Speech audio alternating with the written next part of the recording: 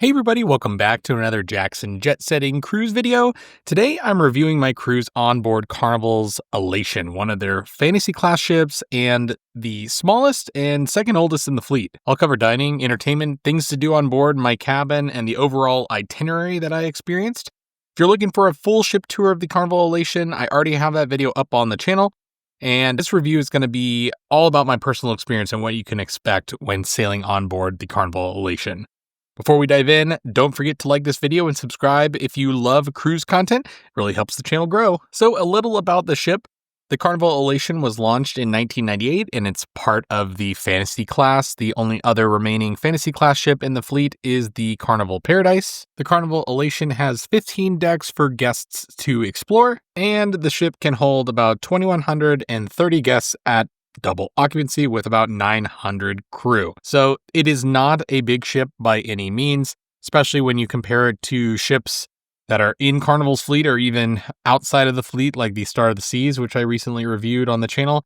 She's a tiny little vessel, which is awesome for a lot of people. Some people may find themselves missing a lot of the bells and whistles from the newer ships. So let's dig into all the details here and see if this is the right ship for you. One thing I found interesting about this ship is basically all of the public spaces for folks on board the Carnival Elation are going to be above the passenger cabin decks. Most of the ships that you'll sail on nowadays are split into two major parts of the ship. You have a lot of the interior lower decks that are going to have your theaters and things like that. And then you're going to have your pool decks and all those other outdoor fun activities up a little bit higher. Here on the Carnival Elation, everything was above deck 6. So starting at deck 7, you had all of the passenger areas to explore on the ship, including the theater. So very different feel to this ship just from stepping on board. So let's talk a little bit about the itinerary. So we left from Jacksonville, Florida, and headed over to the Bahamas for a 4-night voyage. So we first stopped at Celebration Key and then went over to Nassau and then had a sea day. This was my first time sailing out of the port of Jacksonville. There are not many ships that sail out of Jacksonville. There's some limitations similar to Tampa in that they have to be small enough ships to be able to fit under the bridge that crosses the river. So I really enjoyed my time in Jacksonville. I thought it was a easy airport to get in and out of. I thought that the downtown had a very nice hotel, the Hyatt Regency. If you know my channel, you know that I love Hyatt hotels as well. So I always try and check off a new Hyatt if I'm going to a new city. So definitely recommend the Hyatt Regency before your cruise if you're flying in. And I really liked the sail away from Jacksonville. I thought there was a lot of interesting things to see. You sail through a national preserve. You go under the bridge, which is really fun to experience on the top deck. So I definitely recommend doing that. And then you sail out to the open ocean and there's some beautiful, just untouched beaches here. I believe it's a state park that we sail past. So very, very pretty. So I definitely recommend the sail away in Jacksonville. Now, we headed over to Celebration Key, and this was my first time at the new private destination from Carnival. So that was definitely going to be the highlight day for me on this voyage. And for me, I didn't love our time that we spent in port from the get-go. We arrived at 2 p.m. and we left at 8 p.m. Now, that is an okay amount of time in a port. It's not the longest time. I prefer getting there early in the morning and then leaving around 5 or 6 p.m. after you've had your fun in the sun all day, especially when there's already a ship in port. Means that you're going to be last in line for all the beach chairs. You're going to experience a lot of storms in the afternoon if you're sailing during a more turbulent time of year. That's definitely what we experienced on land. So overall, I didn't like the schedule of our arrival. I did think as like a cruise nerd, it was kind of cool that one Carnival ship left and then we took their spot, but it didn't allow us to do certain things in port that I was excited to do, like purchase access to the Pearl Beach Club.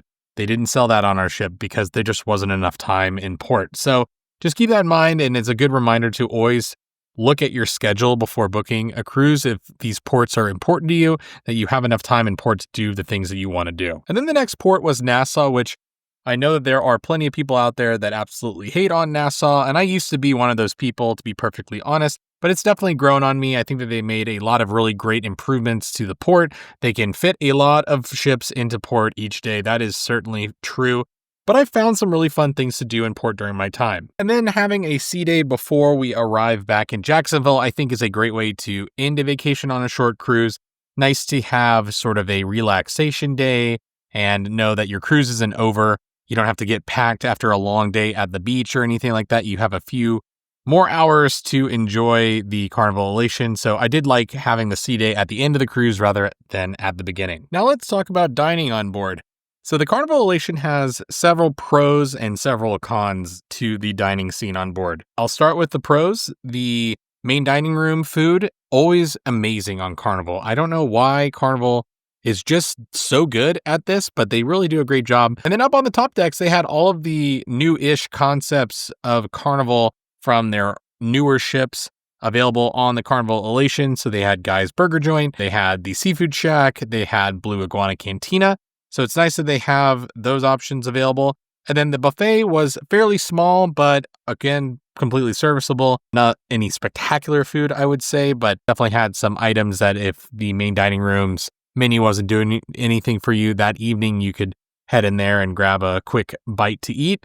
They also had the Pizza Pirate and the Carnival Deli in the buffet as well. So a lot of different free options on board. Now, where the cons come in are the other options available to you. If you're looking for maybe a special meal on board, most of the time there's at least a steakhouse that's an extra charge, usually worth it at about $50. I think it's a pretty good meal for that price, but not here on Carnival Elation. They just have the chef's table, which I've never experienced, but really that is the only special dining experience that you can have that you can pay for without doing some sort of to-go option that they have that I'll get into, or supplementing in the main dining room with a steakhouse style entree that is an extra charge for $25 per person. Now, one of the nights I did do that in the main dining room to test it out, and it was $25 as I mentioned, and I got the surf and turf, and I felt like the steak and the lobster were just way too small for the price being paid. Elsewhere on the ship, though, there are a few options. You have bonsai sushi to go, which I took advantage of one lunch. It is a poke bowl or sushi option. You pay per item, so you don't have to spend a whole bunch of money to enjoy some pretty high-end sushi, honestly. I love the poke bowls, though, for $10 plus gratuity. It's a fantastic deal on board, so I always end up getting that at least once during my Carnival voyages. And then there's the Seafood Shack, which I didn't have a chance to enjoy on this trip. You can get some crab legs, lobster, oysters, that sort of thing from there. And then they have room service, which is an extra charge on Carnival. So just keep that in mind. If you are hungry late at night, room service is typically going to be your only option, except for some late night bites up on the buffet. For things to do on board, the Carnival Elation is a smaller ship, so there's going to be a lot less to do on this ship than on some of the newer ships in Carnival's fleet.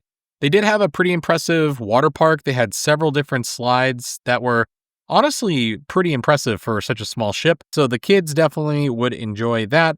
But the big detraction here on the Elation is that there's just one pool and it's fairly small. Not a ton of hot tubs either.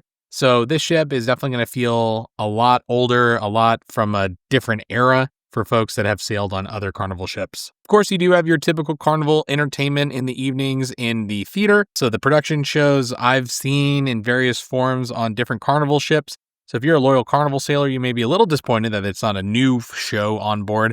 I do wish Carnival would mix things up a little bit, especially that opening night show. But other than that, there's tons of planned activities that you'll see on every Carnival ship. Trivia, love and marriage game show. They have Deal or No Deal, which is an extra charge to play, but it's fun just to watch that I've done several times. So there are a lot of things to entertain you throughout the cruise, and our cruise director, Franco, was really great. I thought he did a really good job. I've had him once before on the Carnival Radiant out of Long Beach. So very fun time on board. I think Carnival does a really good job of keeping the crowds very entertained on board. I do wish that there were maybe even more activities at certain times of the day. Sometimes I was struggling with things to do, but just know that the Carnival Elation is going to be a little bit more limited. They don't have like a poolside television for things like that. Now let's talk about my cabin. I had an ocean view cabin on board.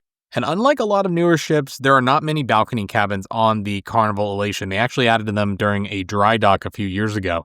So most of the sea views you're going to have on board are going to be ocean view cabins.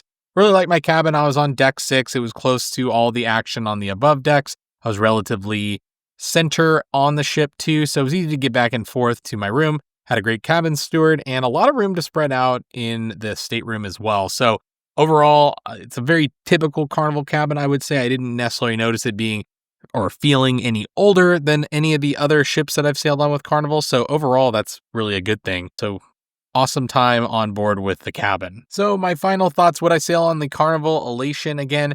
Honestly, I think that it was perfect for a 3 or 4 night cruise, but I think any longer, and I would probably be struggling to find things to do on board. Of course, you have the casino to keep you busy if you're a gambler, and you have a lot of good live entertainment throughout the voyage, but I do think I'm looking for a little bit newer, bigger ship for another cruise on board.